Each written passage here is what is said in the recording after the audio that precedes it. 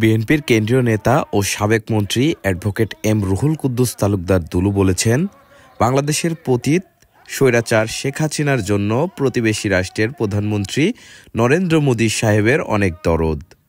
একজন গণহত্যাকারী পতিত স্বৈর শাসকের জন্য নরেন্দ্র মোদী সাহেবের এত দরদ লাগলে তাকে ভারতের যে কোনো প্রদেশের মুখ্যমন্ত্রী বানিয়ে দিক।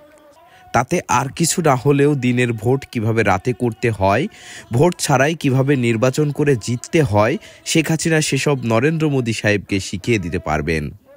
এ সময় দুলু আরও বলেন, শেখ হাসিনা ও তার দলের নেতারা ভারতে বসে বসে বাংলাদেশের বিরুদ্ধে ষড়যন্ত্র অব্যাহত রেখেছে, নানা মিথ্যা প্রচারণা করে দেশকে ছোট করছে।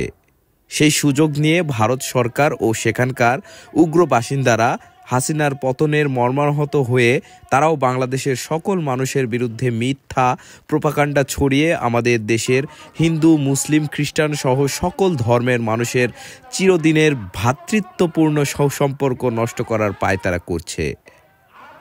পতিত হাসিনা ও তার দোসরদের দেশের ভিতরে বাহিরে যে কোনো ষড়যন্ত্র সম্পর্কে সজাগ থাকতে হবে।